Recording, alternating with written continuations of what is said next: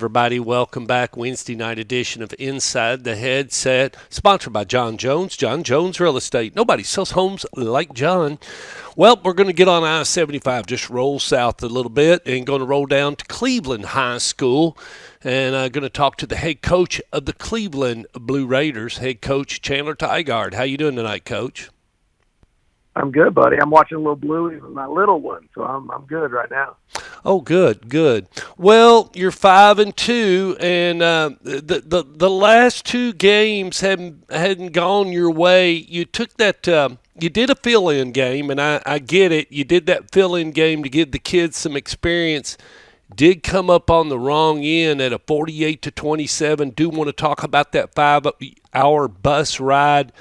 And where did you feel like after you got there, you got the kids some experience, you did that, you got them a game because Red Bank canceled, but at the end of the day, what was the profit, what was the commission out of that, Coach, for the kids as they look back on it? Yeah, well, the first thing was it ended up being an 8-hour bus ride down because of the travel and logistics around the flooding and all that stuff. And then on the 9 hours because we had a flat tire on the charter bus. So we had plenty of team bonding time. We watched the kids like the new Top Gun movie. We saw Dune 2 on the bus. So they got to visit the Carolina Panthers stadium and facilities and stuff. So they really enjoyed that part of the trip. So there was lots of team bonding going on. And so had a little bit of that, and then talk to me a little bit about the Charlotte Christian. What kind of experience was that playing North Carolina football? Yeah, they're very similar to like playing they're not as big a roster as like Baylor and McCallie, but they'd be very similar to like a Lipscomb or Innsworth, to where they're a very talented team. They've got multiple Power 5 offered players. Tennessee had offered their running back that played safety. They ran 8 different double pass, flea flicker, or trick plays, very similar to what we did at Blackman, and they hit 2 of those for touchdowns.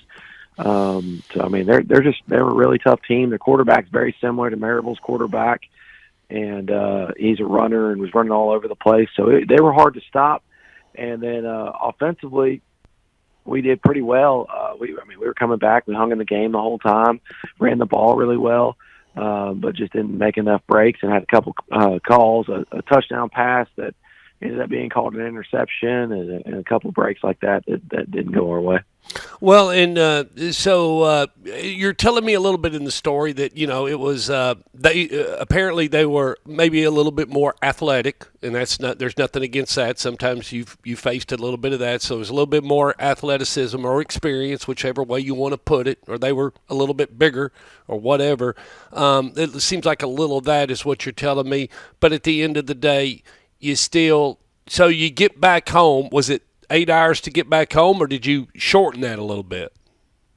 No, it was 9 hours to get back home because our charter bus had a flat tire about 2 in Atlanta, and so then we kind of had to wait for the wreckers to come and change the flat tire and get the kids off the bus and corral them and go to Chick-fil-A and eat. And we had to get 2 meals on the fly. But we got that all figured out. Honestly, the logistics part, to put it together in 3 days is not done very often. And then to have so many changes and flat tires and all that on the way, I was really proud of how everybody handled it. The kids were great. Nobody acted a fool at the hotel, or we stayed 2 nights in the hotel.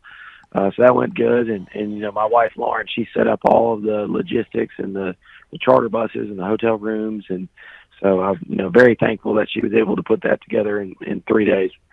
Well, and then now this puts you back to then you come home and you took a loss to Bearden, 38-19. Kind of what happened there?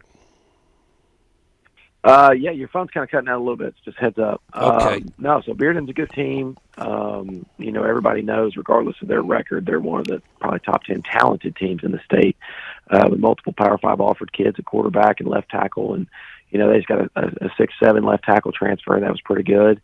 And so, they come down with 117 players against our 45. And so we went into the game very similar to what we did to Oakland. our second year at Blackman in the playoffs, where we're kind of holding the ball and running the ball really well. And they were up 10 at halftime. We came out in the single wing and drove the field over 7 minutes, and but we just couldn't get enough stops. We dropped 2 wide open touchdown passes. And so we just didn't make enough plays in the end, and the depth just kind of caught up with us at the very end. We got pretty beat up, so we've got a lot of injuries this week, and we're having to go to Maryville, so we're trying to overcome that. But at the same time, keep in mind, down here the super big one is coming up next week too. So you can't look ahead to that one either.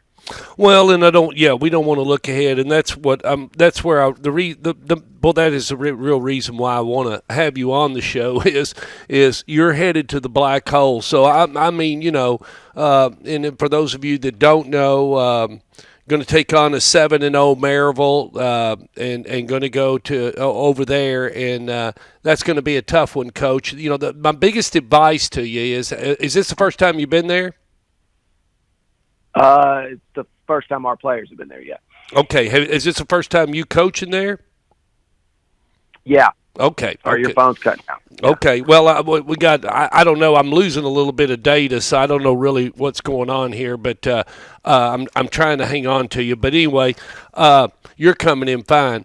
So the biggest thing I want to try to get to you is about this game you're getting ready to get into is which I've been there several times, and I know the stadium well. The nickname the Black Hole, and the biggest thing is I talked to Coach Shad Owens a while ago about the fan participation.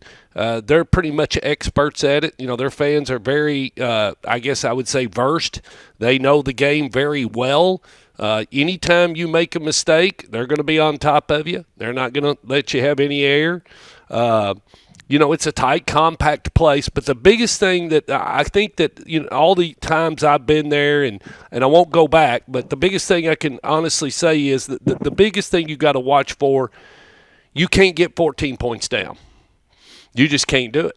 Because if you get – a lot, and they do a good job of that, and they they don't beat themselves, so they just wait for the other team to beat themselves. And honestly, man, it's we have to worry about us. We've got so many injuries, so few players, and we've got to be able to just come together with a plan and see how it goes. And it's going to be a challenge for sure. So we know what we're getting into, but at the same time, nobody feels sorry for us that anybody got beat up, or that we could have been 6-0 or 6-1, and Red Bank dropped us, and we just chose to play a difficult team that we knew was going to be a difficult game. So, you can kind of set up your record with scheduling to feel good or to challenge yourself, and we chose the challenging path there.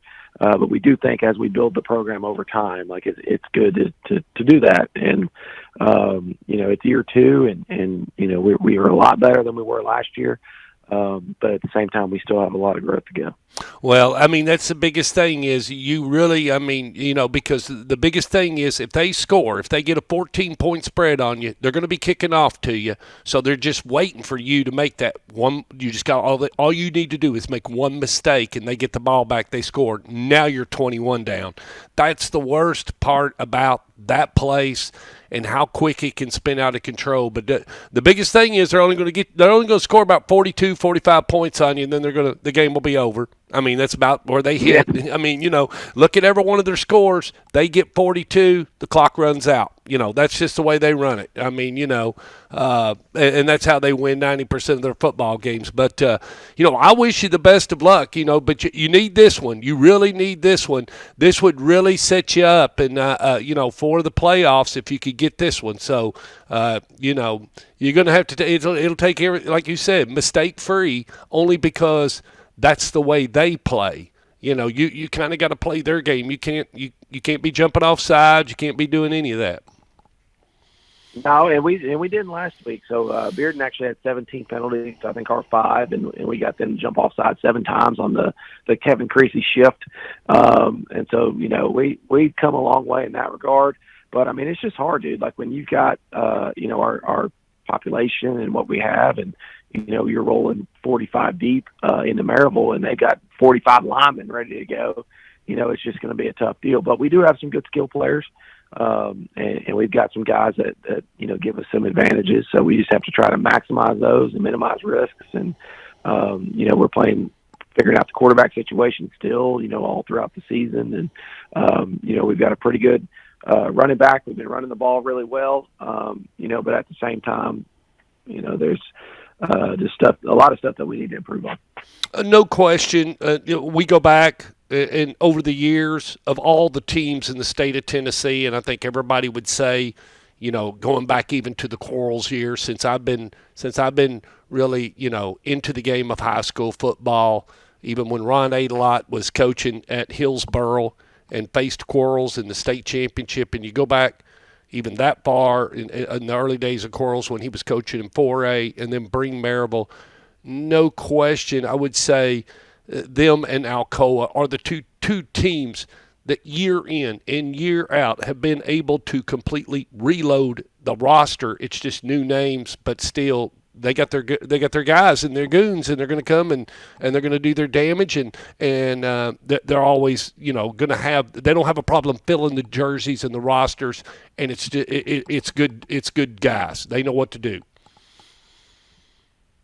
Yeah, man, it's going to be a challenge. Well, Coach, I wish you the best of luck. Thank you so much for being on Inside the Headset. Safe travels up to Maryville, and we hope you come away with a win. Yeah, thanks, buddy. Appreciate you. All righty, see you. Bye.